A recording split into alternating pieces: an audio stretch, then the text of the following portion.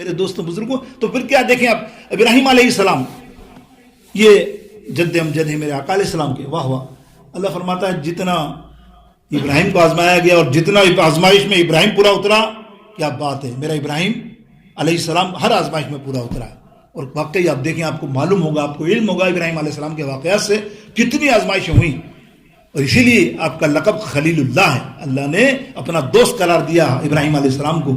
اب ان کے تھوڑا سا مختصر سا ہم واقعہ سماعت فرماتے ہیں. ان کی سیرت کی آپ نے سنا تو ہے, لیکن ہم پہنچتے ہیں اس آزمائش پر جو آگ میں ڈالا گیا تھا. دیکھیں آپ وہاں ابراہیم علیہ السلام کے مکالمات دیکھیں, اللہ رب پہ توکل دیکھیں, رب کی رضائیت دیکھیں, للہیت دیکھیں ابراہیم علیہ السلام سے. یہ ہمارے جو انبیاء کرام ہیں, اولیاء کرام ہیں, بزرگان دین ہیں, ان کے اسلاف سے ہمیں سیکھنا چاہیے کہ کتنی کٹھن کیا مرحلہ تھا. آپ نے کبھی بتوں کو پوجا نہیں کی. جب آپ جس بستی میں اور جس ملک میں تھے وہاں سارے کے سارے غیر مذہب ہندو بتوں کو پوجنے والے تھے, کوئی ایک مسلمان بھی نہیں تھا. لیکن آپ کو شروع سے ہی بچپن سے ہی بتوں سے نفرت تھی. بتوں کبھی آپ نے بتوں کی پوجا نہیں کی. جب بھی دیکھا نفرت سے دیکھا اور موقع کی طاق میں رہتے کہ کسی طرح ان کو نقصان پہنچاؤں. اللہ یہ جو میرے بندے غلط عبادت کر رہے ہیں. ایک دن ایسا ہوا, میلہ لگا گاؤں میں یا بستی میں. تو میلہ لگتا ہے بستی کے باہر, سارے گاؤں والے چلے جاتے ہیں. آپ کسی وجہ سے رک گئے, کوئی ہلا کیا, آپ نہیں گئے. آپ نے کہا آج تو میں کام کروں گا. آپ نے ہتھوڑا لیا اور جو بت خانے کے اندر بہت سارے بت پڑے تھے, ایک بہت بڑا بت اوپر رکھا ہوا تھا ٹاپ پہ, جو ان کا بڑا نعوذ باللہ ثم نعوذ باللہ کہ وہ خدا سمجھتے تھے بڑا, باقی چھوٹے چھوٹے چھوٹے جتنے تھے. آپ نے ہتھوڑا لیا اور سب کو توڑ ڈالا, کسی کی ناک کان ہاتھ, کسی کی گردن کچمر کر دیا توڑ تاڑ کے, اور وہ ہتھوڑا لے کر بڑے والے کے ہاتھ پہ رکھ دیا اور آگے. اب شام کو جب سب لوٹے تو دیکھا یہ ہمارے بتوں کا حال کس نے کیا. سب کا شک گیا ابراہیم علیہ السلام پر, یہی رکے تھے, سب نے کھیل لیا. ابراہیم یہ تو نے کیا کیا, یہ تو نے کیا کیا. ابراہیم علیہ السلام نے فرمایا میں نے کیا کیا.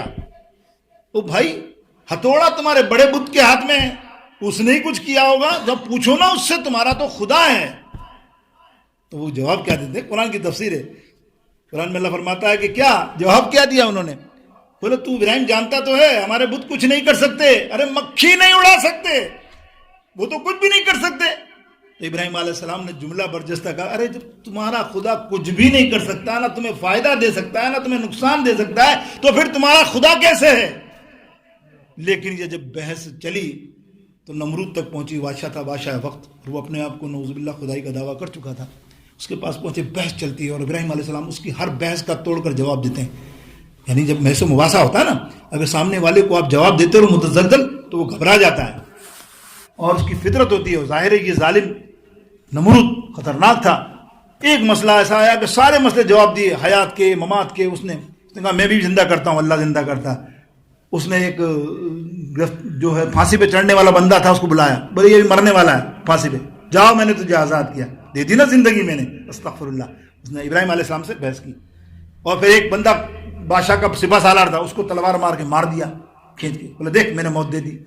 ابراہیم علیہ السلام نے سنا, پھر فرمایا, جو سوال کیا نا وہ, اس میں وہ قائل ہو گیا. بولا ابراہیم علیہ السلام فرمایا, اچھا نمرود یہ تو کر سکتا ہے, تو واقعی خدا ہے, تو پھر ایسا کر کہ سورج نکلتا ہے مشرق سے, تو مغرب سے نکال کے دکھا, اور ڈبو کے مشرق میں دکھا.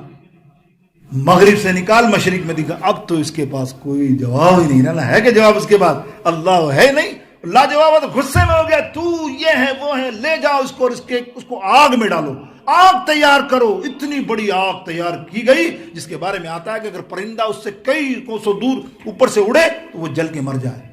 اس قدر خطرناک آگ میں ابراہیم علیہ السلام کو ڈالنے کا فیصلہ ہوا.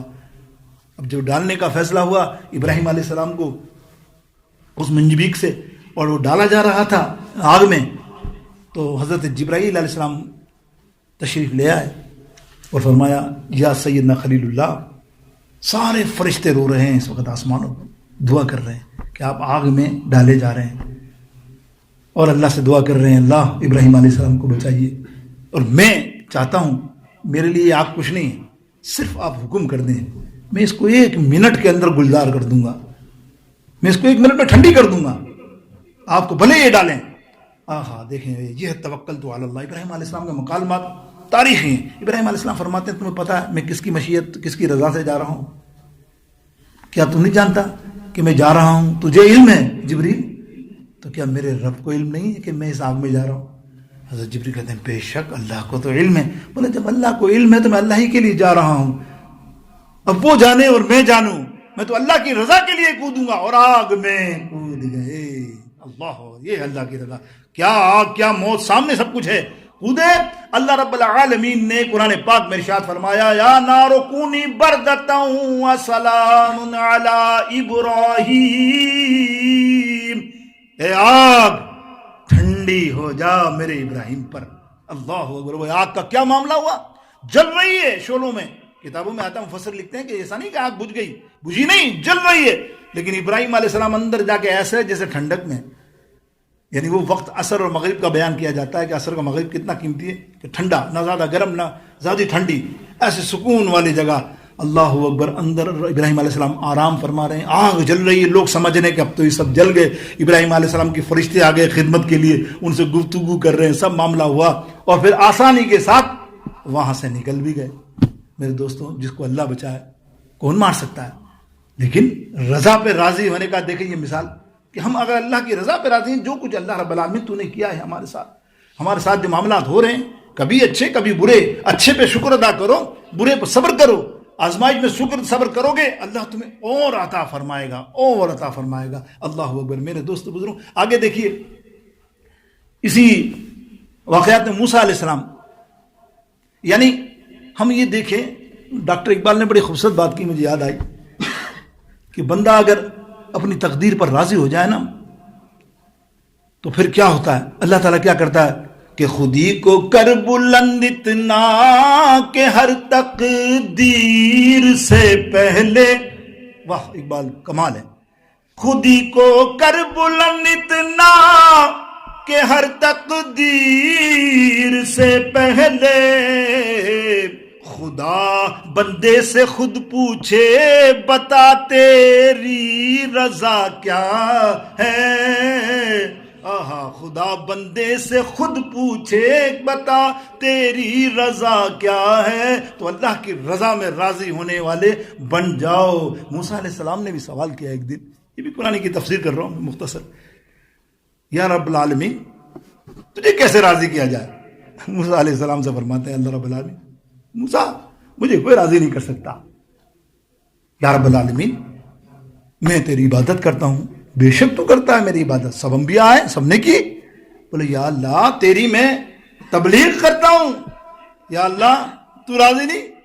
سب تبلیغ کرتے ہیں، جتنے انبیاء آئے کرتے ہیں نا، سب تبلیغ کرتے ہیں. بولے یا اللہ میں اپنی قوم کو اکٹھا کرتا ہوں، ان کے اندر دین کی تبلیغ کرتا ہوں، ان کو ایک قوم بناتا ہوں. اللہ نے کہا حضرت نبی آیا، اس کو میں نے یہی مبعوث کیا، اس کی یہی ڈیوٹی ہے، اس کا کام ہے. اب موسیٰ علیہ السلام چپ ہو گئے.